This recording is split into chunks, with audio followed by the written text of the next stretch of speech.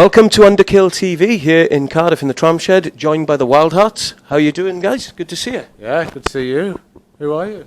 How are you doing, Jin? Hello, good to see you as well. How are you doing, Dan? I'm Champion Ali, mate. And CJ, good to see you. I'm good, Ali. Yeah, really good. Yeah. And you guys just, well, it's less than a week out now. It's come out Friday, the new album, Renaissance Man, doing really well. Had loads of great reviews. Must be a proud feeling to get the first album out in 10 years, isn't it, Ginger? Yeah. I mean, it's a bit weird. We've been telling people that it's nice for people, for Wildhearts fans to have another album, but we have been really busy in the last 10 years. So it's not like we've been waiting for 10 years for an album to come out. We've been constantly working, but you can tell it's a Wildhearts album because it gets more reviews and more people fussing over it. So that's nice.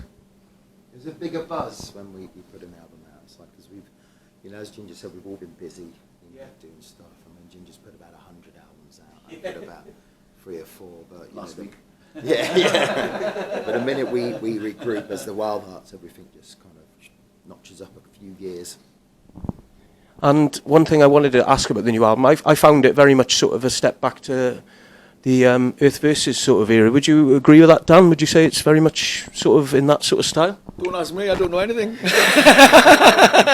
Well, it's short and sharp to the point, which Earth Versus was. So it has. It's not got all slow songs on it like Fuckers and stuff.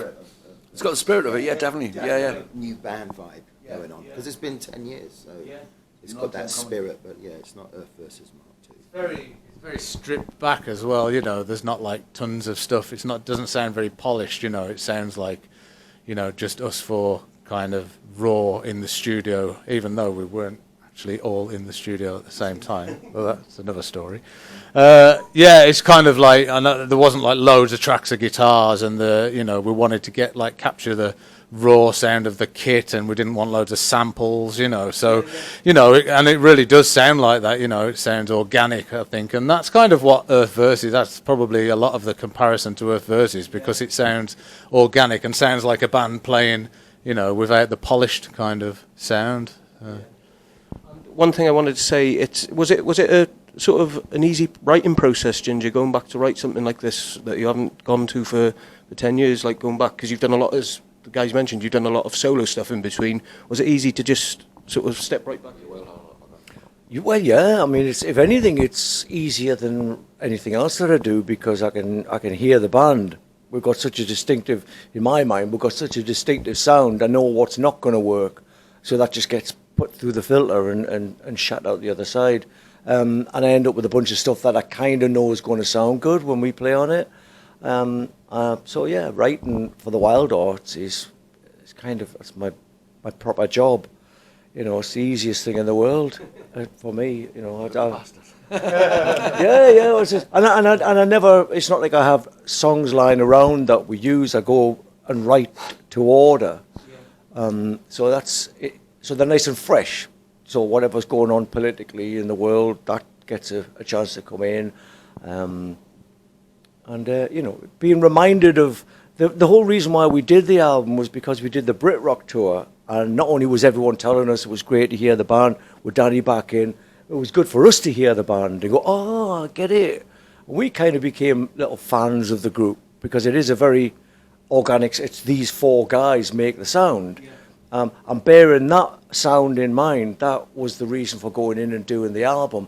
So it was easy. It was really easy with the the tour fresh in mind. It's the easiest thing in the world to go and write a bunch of songs. And CJ, you've done Little Flower as well, a cracking tune as well.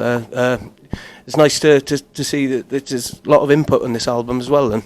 Yes, I mean it's we all the good thing about the Wildhearts and where we are now is everyone's got the chance to write stuff and contribute stuff to our albums, our sound, and it's really nice. What I like a lot about this album, apart from the fact you got Danny's organ comes in bass sound, Richie's drums, is you can really hear mine and Ginger's vocals and how they really work well together. Everyone knows we're guitar players, but you can really hear how there's a chemistry between our vocal sounds, and it's really apparent on this album, and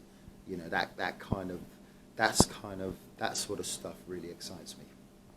It's funny you should touch on that because when I listened to the album to review everything for it, my 6-year-old daughter knew straight away who the band was because of the vocals, and she said I recognise the vocals, and as you say about the harmonies, so it's great that it's nice and fresh, but you've still got the distinctive sort of Wildhearts sound, Rich. Yeah, but that's nothing to do with me, is it? Lucky for you. I sit at the back without a mic. We learned our craft off Richie. He taught me and Ginger how to actually sing. Yeah. Taught us everything. Yeah, he did. Yeah. He taught us how to get out of things. Yeah. And what's the plans for you guys? I mean, you're out on tour now with Massive Wagons and Towers of London. Is there plans to really go like Europe and Japan again, promote it? Not just plans, they're actually being put into action this time. We're going over to Europe. We've got Japan booked for some time. We're looking at other countries we haven't been to. You know, there's plans. You know, there's people behind the scenes doing stuff for us, and you know, there's lots of little doors about to be opened, hopefully. So, good times. Yeah. And that's what I want to ask in the now, Dan. What's different so much now? So when you first started out back in like '92 with the first EPs and '93 the first album, what's different this time round now to doing this album for you? What's We're clean. We're awake. Yeah, he stands up more. Yeah.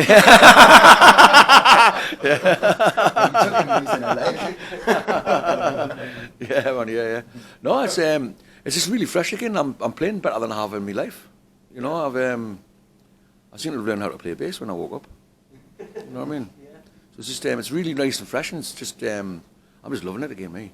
It's like it reminds us of when the early days when it was so much fun. You know what I mean? It's really good. Everyone's getting on great. It's sounding great. Yeah, I'm just loving it. Just loving it.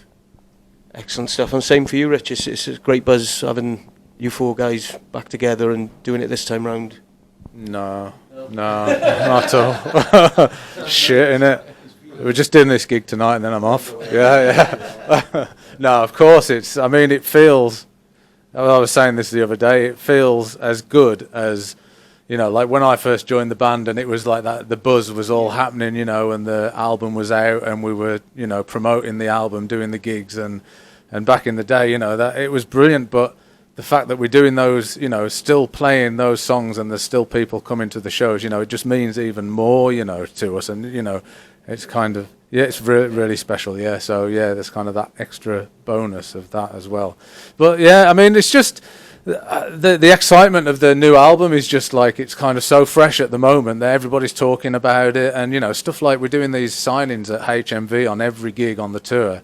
We're in each city, we're going to the HMV store and doing signings, and everyone so far, all the CDs have sold out, there's just a massive line of people waiting, and it's just like, it's obviously people are really getting it, and it just feels great to, when you make an album of music that you really love, and the fact that there's people still out there, that love it as much as you do, it means a lot, so yeah, we're getting off on that buzz. Yeah. Guys, one more question. I know you're busy and I appreciate the time you all talking to me. Just, is there any message for the fans that after all these years they're still there? Is there any message you want to say to the fans? Thank you. I mean, God, for the years and years and years of service, of loyalty and spreading the word for us. Every fan goes and makes another fan, and it's. Yeah, well, it's turned into a real community now. It's something that we belong to, but they're more instrumental in having put it together than we are. We're just the soundtrack, really, and they help each other out. When we're not around, they're still in contact with each other, and that's as a bunch of people who are like Damned fans, Ramones fans, Motorhead fans, all bands that had a real community spirit in the fan clubs because we were fans. To have that in your own band is like, you can't really ask for anything more than that. You can't buy that. No. You can't buy that.